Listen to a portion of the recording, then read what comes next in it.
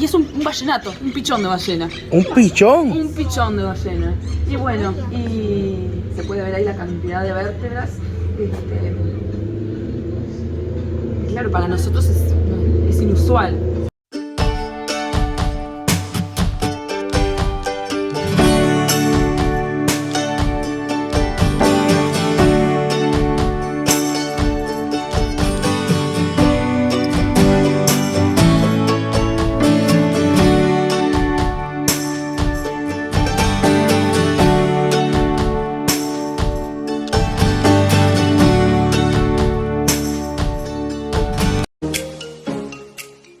Hola familia, ¿qué tal? Bienvenidos a un nuevo video de nuestro canal Obviel te invita. En este caso estamos precisamente en Colonia, nada más y nada menos, uno de los departamentos acá de los 19 departamentos de Uruguay.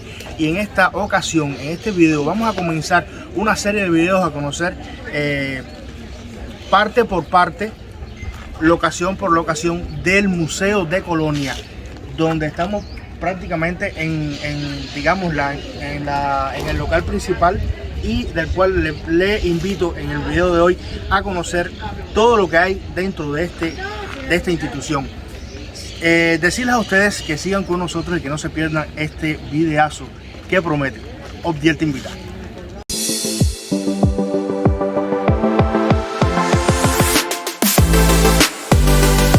Bueno amigos, familia, tenemos por acá a Lorena, que eres Guía del museo. guía del museo. ¿Y estamos en qué museo como tal?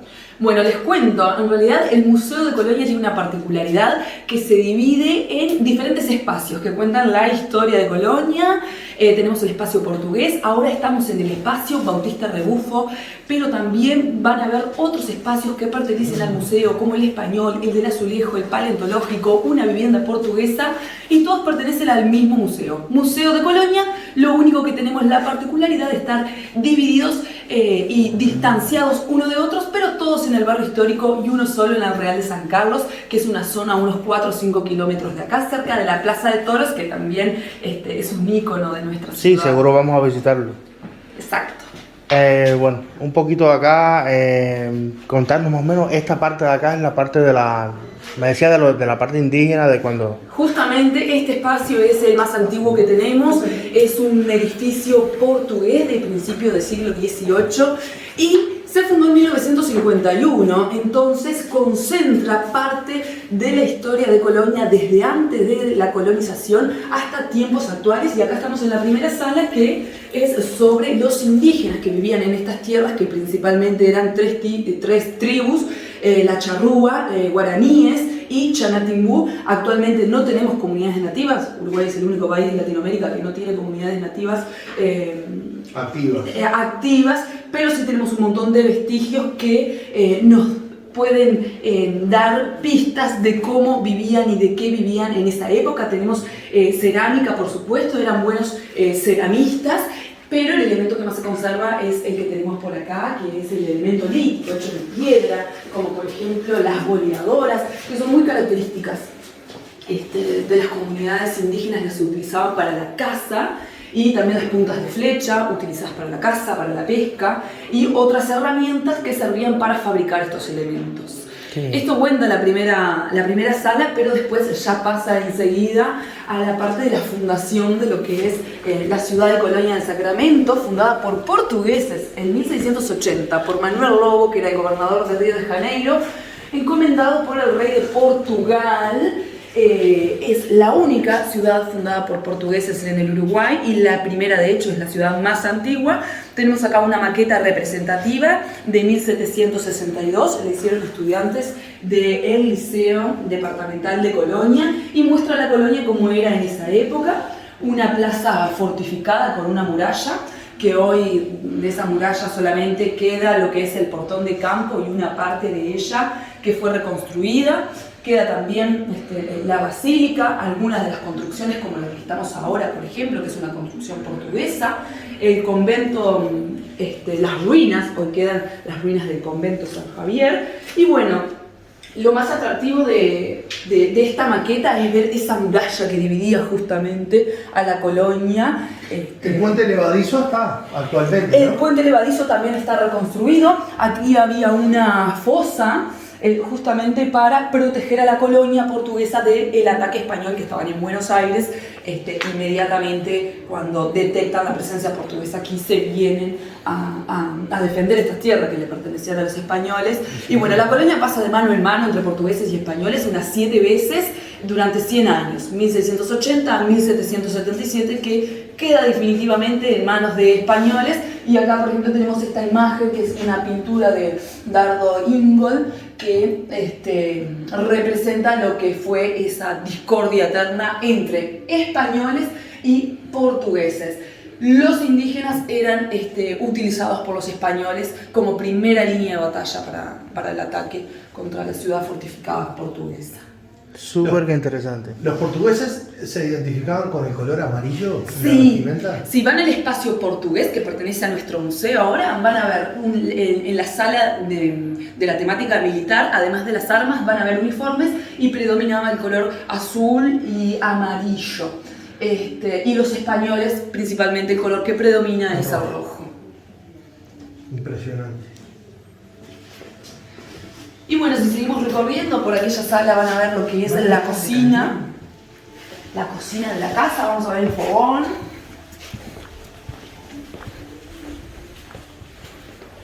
Oh, una máquina de coser. Qué bien. Acá tenemos la Estas son... Acá tenemos un montón de elementos utilizados en la colonia en esa época, y algunos no, pero sí comercializados, y esta colonia fue un punto de contrabando, no solamente de este tipo de materiales y losas, sino también de esclavos, lamentablemente. Sí. Y bueno, entonces lo que van a ver acá son elementos que se comercializaban y también utilizados en la vida cotidiana. Lo más a veces llamativo o interesante son estos bacines que están acá. No había baño en la época, entonces las necesidades las tenían que hacer en estos bacines conocidos por nosotros los uruguayos como las pelelas, sí, de plástico. Bueno, en ese momento eran de losa pintada y con tapa. Y una anécdota muy interesante es que, bueno, ¿qué hacían con los desechos? ¿A dónde los tiraban? Bueno, en un primer momento la leyenda cuenta que decían, abrían la ventana y decían agua va, y tiraban toda la calle. Sí. Por eso se gestaban un montón de enfermedades. Y la esperanza de vida en esta zona era muy, muy baja por las enfermedades que se agarraban. Y después, bueno, fueron sofisticándose un poco más porque las lluvias no eran tan frecuentes como para limpiar y barrer las calles con todos esos desechos. Entonces fueron sofisticando el sistema y los tiraban en pozos y después también al río y bueno, hasta los baños actuales. Interesante.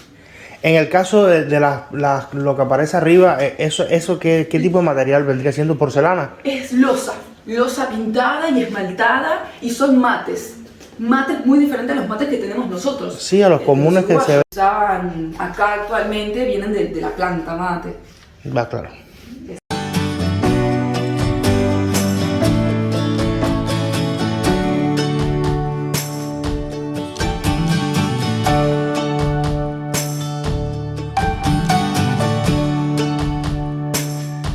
Esto es... Ese es el fogón. Por acá abajo se introduce la leña, la madera, y bueno, por allí el fuego calienta las ollas y se pueden preparar las cocciones. ¿Y la chimenea es la que estaba? Sí. ¿Y el tiraje es el que estaba? ¿Era así de grande? Así de grande. Este es el tiraje de la cocina. Pero van a ver...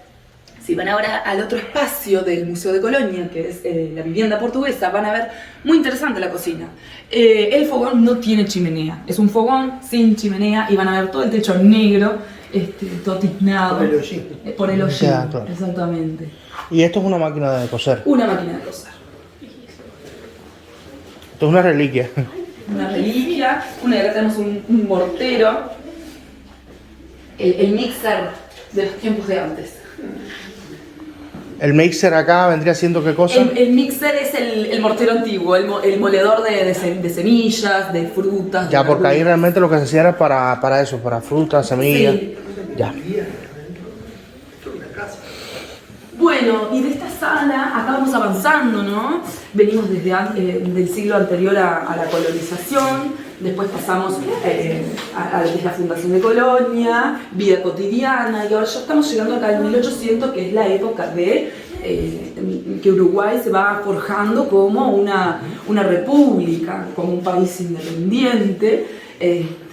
Pero lo más atractivo de toda esta sala, o el elemento más simbólico que tenemos, es este elemento, que es un yesquero, y está compuesto por esas 3 piezas que están ahí.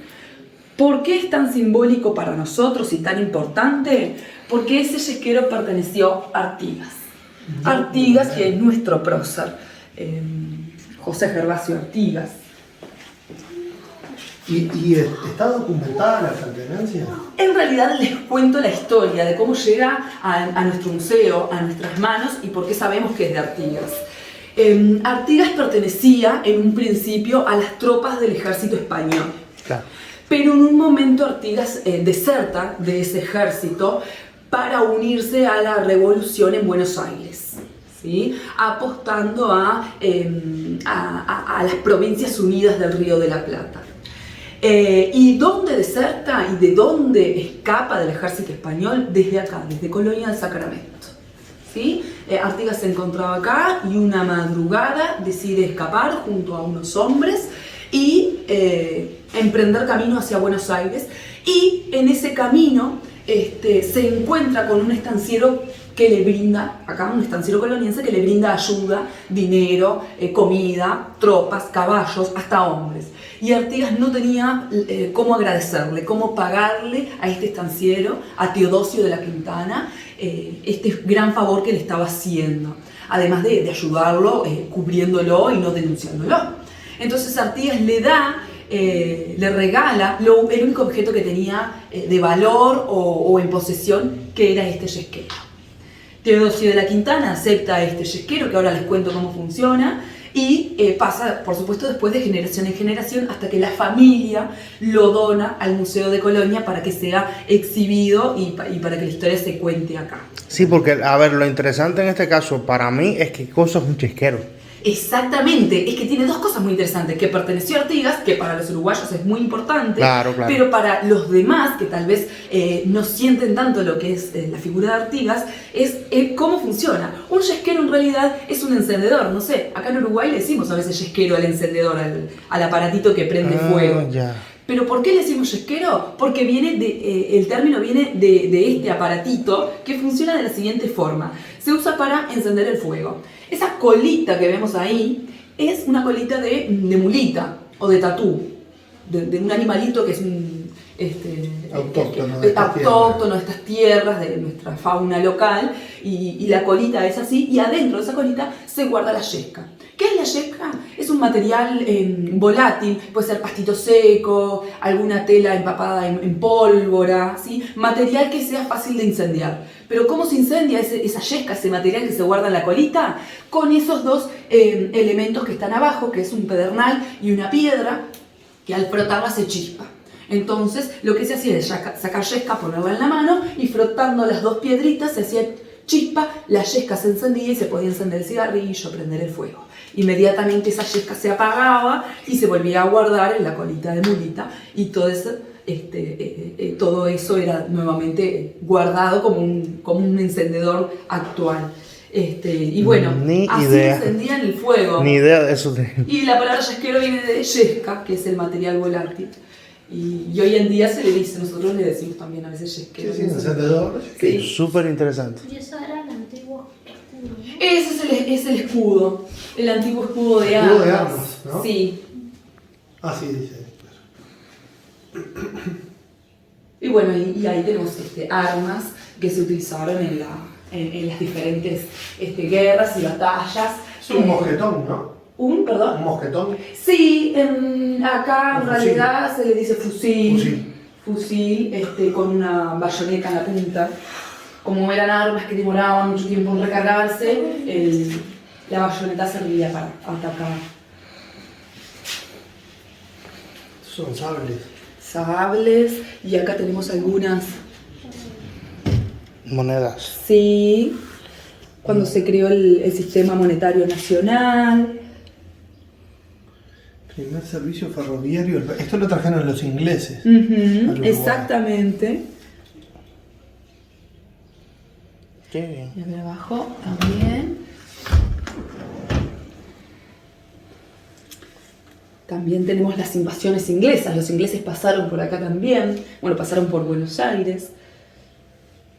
Sin éxito.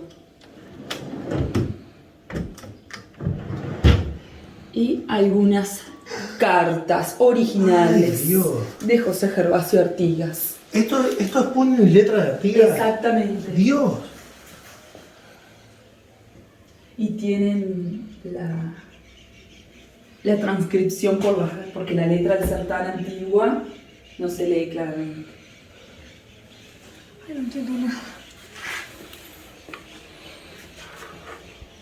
¿Vos sabés que yo soy uruguayo y me emociona ver esto? Sí, Nunca ni lo había hablar. visto.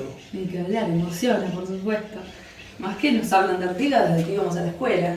Y pensar que esto estuvo en las manos de Artigas, el De yesquero puño que... y letra, cosas que estuvieron en manos del libertador de nuestra patria, ¿no? Tremendo. Porque es que te hace Tremendo. entender que fue una persona de carne y hueso. A veces la historia te lo digo porque fui maestro en Cuba, ¿no? Y la historia te hace ver a la persona o al héroe o al mártir como Estas son divisas. como un superhéroe que no sé, es como que lo idealizas Sí. como un dios, como otra cosa. Y no te das cuenta que fue una persona de carne y hueso. Sí, totalmente. Y entonces Y Artigas, que ahora... esto es lo que te acerca, ¿no? Las pertenencias, las cosas, Sí. es lo que te acerca. Y dices, wow, entonces Sí. te hace un poco que te lleva a ese momento, ¿no? Y acá algo muy interesante también que tenemos, que es parte de nuestra historia, que hasta hoy en día están, Las son las divisas. primeras divisas. Nosotros tenemos tres partidos políticos mayoritarios, tenemos también otros, pero mayoritarios son tres, que son los blancos, los colorados y los frente amplistas. Y acá tenemos las dos divisas más antiguas, que son la blanca y colorada. Blancos y colorados. En mi familia hay una divisa blanca, Ah, mirá vos. original. Bárbaro. Acá, bueno, ya seguimos lo que es adentrándonos en el 1800 y las imágenes lo dicen todo. Mientras afuera sucedía la Guerra Grande, donde se estaba forjando la nación, las clases altas, las clases sociales más altas llenaban el vacío y la vida social con grandes instrumentos musicales, una sala repleta de decoración, de floreros, de tocadiscos, de elementos para pasar el tiempo dentro de los hogares, puertas adentro, porque bueno, la vida social afuera no estaba como para transitar tranquilamente, no eran tiempos de paz, al contrario.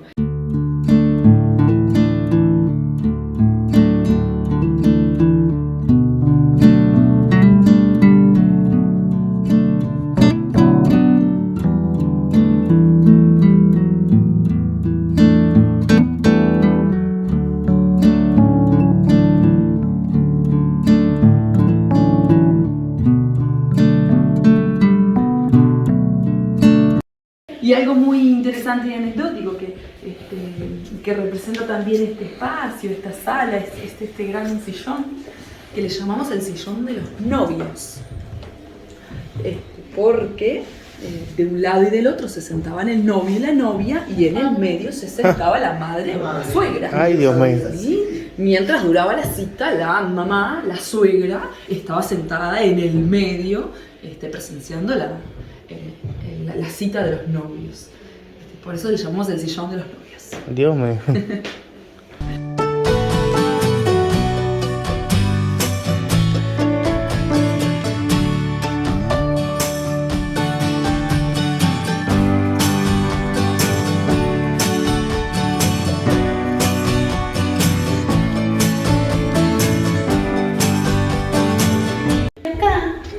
Pasamos al siguiente siglo, el 1900. Es la primera vez que se ve a Colonia del Sacramento como con ojos de destino turístico. Y vino un empresario, Nicolás Mianoch, desde Buenos Aires, a crear un complejo turístico que hoy en día su principal exponente es la Plaza de Toros, que me comentaron que van a ir luego. Y entonces esta sala trata de eso, de ese complejo turístico que se llamó Real de San Carlos y consistió en la construcción de una plaza de toros, un hotel casino, un frontón de pelota vasca, un muelle donde venían los barcos a vapor desde Buenos Aires con los turistas, unas vías de tren para trasladar desde el muelle hasta la plaza de toros a los turistas que desembarcaban en la playa. Y hoy en día, ¿qué queda en pie? La plaza de toros reconstruida y bueno, que hace poco volvió a abrir sus puertas. Queda el hotel casino, que hoy en día funciona en la Universidad de la Empresa. También del muelle quedan solamente vestigios de algunas partes, pero por supuesto no está en funcionamiento. Sí está el frontón de pelota vasca en pie, que está siendo recuperado, y lo más importante para la colonia, que este empresario, para habilitar todo este complejo, necesitaba luz eléctrica a principios de 1900, entonces crea una usina eléctrica, y eso fue lo que le dio luz a toda la colonia en el 1900, siendo una de las primeras ciudades en el Uruguay en tener energía eléctrica. Oh, increíble. Y acá tenemos el primer traje de torero. Vinieron toreros desde España para inaugurar la Plaza de Toros, y este fue el primer traje que se utilizó. El torero que inauguró la primera corrida le decían Bombita, y tenemos la pintura allí de Bombita con el traje puesto. Enigma de una jornada se llama esa pintura, porque es muy interesante ver cómo el torero tiene una pose de vencedor frente al toro, y en un segundo plano se ve por allí el torero en forma de cadáver, dejando entrever que una de las posibilidades era que el torero pudiera ser vencido por el toro, ser herido.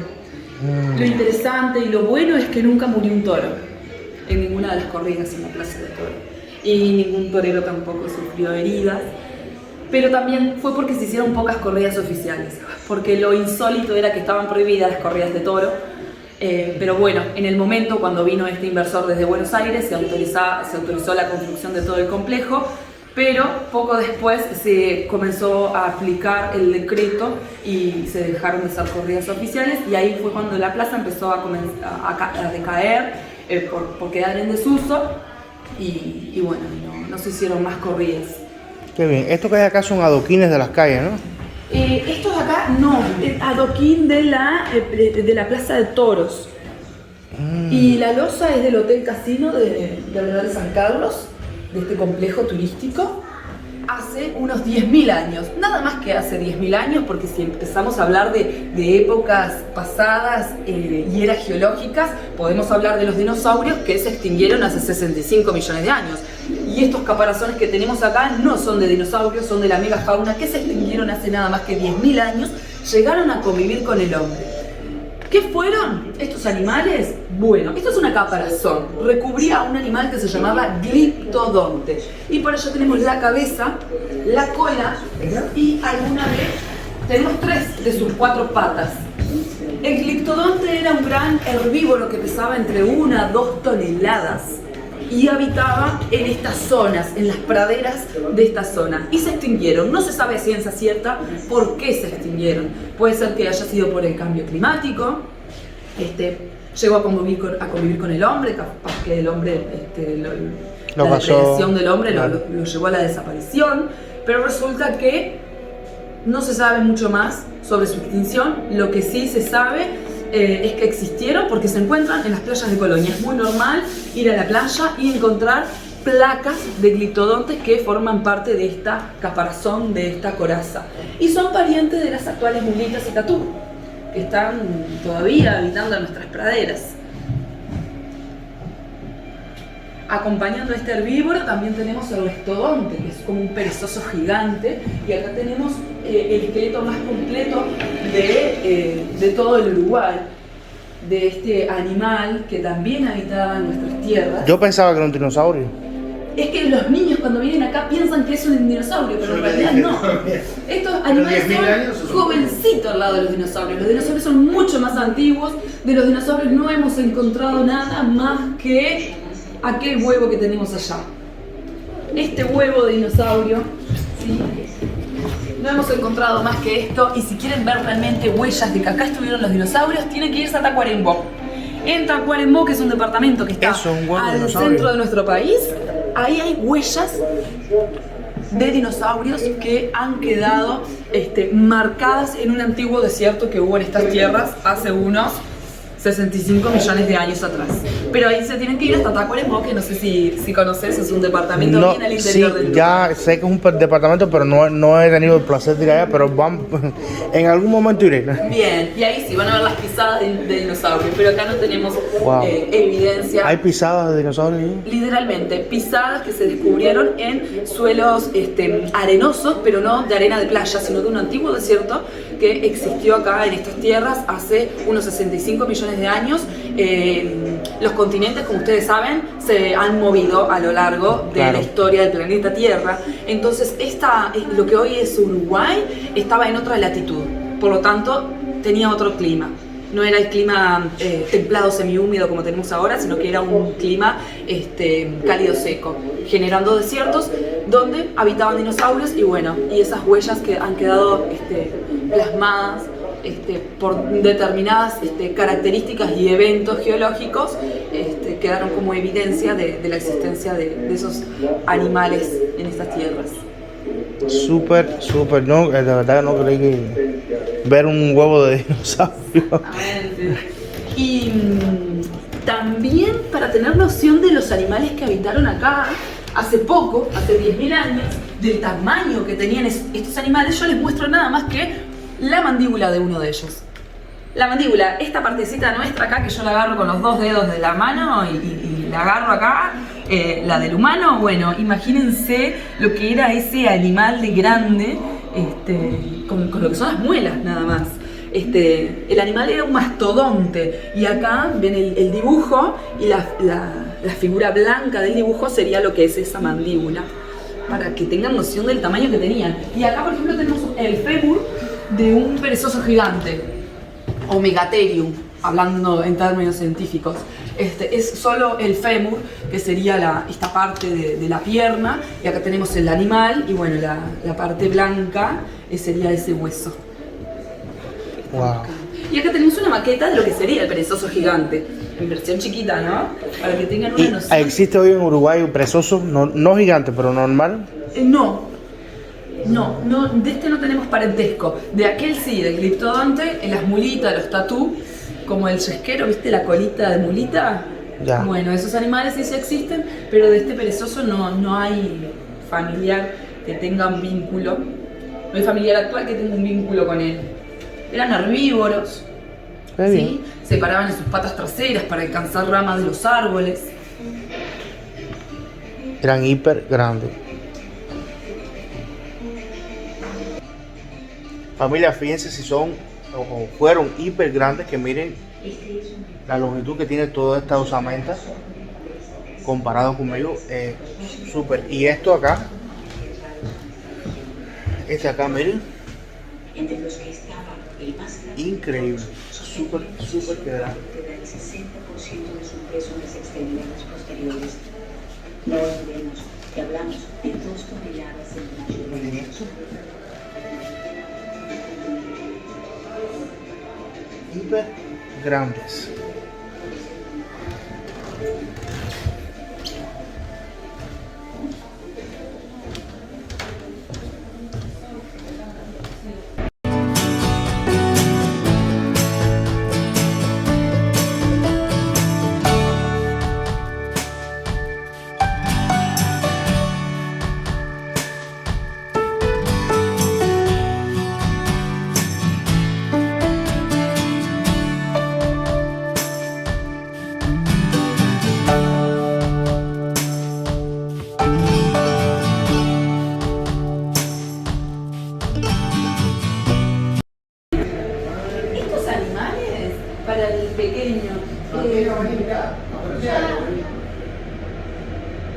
Bueno, familia, estamos en las salas de las aves que están taxidemizadas, digamos, un proceso de embalsamado, que se vacían y se le agrega una sustancia que le permite mantenerse, ¿no?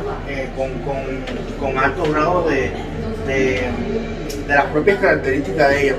Y aquí están prácticamente las aves endémicas de acá del Uruguay. Increíble, esto está súper genial, maravilloso. Hay tantas que no sabes cuál mirar primero.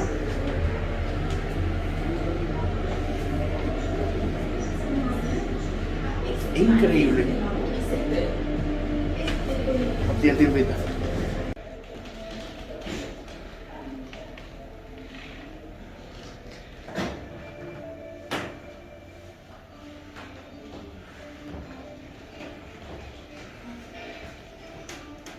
Y es un ballenato, un pichón de ballena. ¿Un pichón? Un pichón de ballena.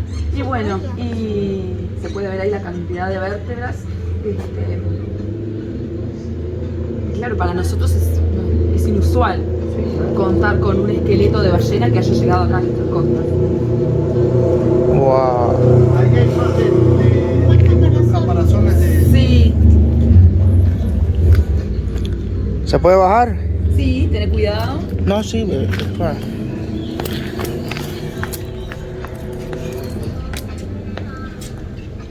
Increíble.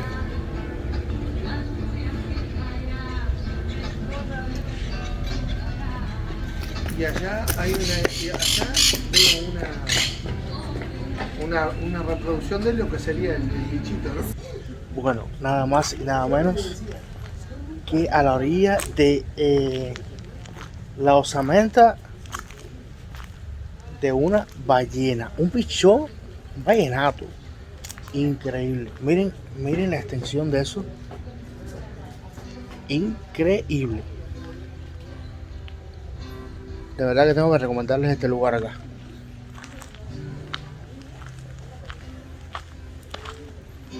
Bueno, por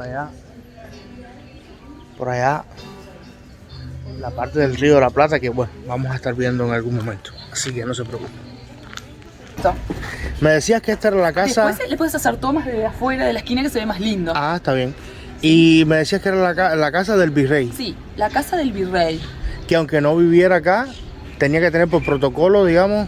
Exactamente, porque el virrey tenía su casa en Buenos Aires, que era donde estaba la capital del virreinato del Río de la Plata. Pero estas tierras también le pertenecían y eran administradas por el virrey, entonces tenían que tener su casa. Y esta ahora son las ruinas de esa casa. Y no tenemos ningún documento que certifique que haya venido y se haya quedado. Sí, sí, que era su casa, pero no de que haya estado aquí en Colonia del Sacramento en algún momento. Interesante. Bueno, voy a filmar un poco ahí a ver.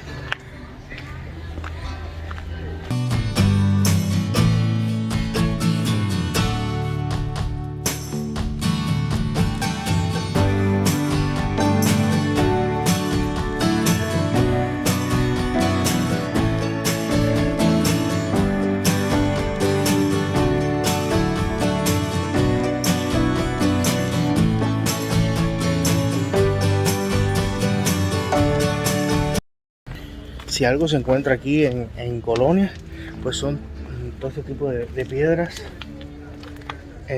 adoquines, las calles adoquinadas.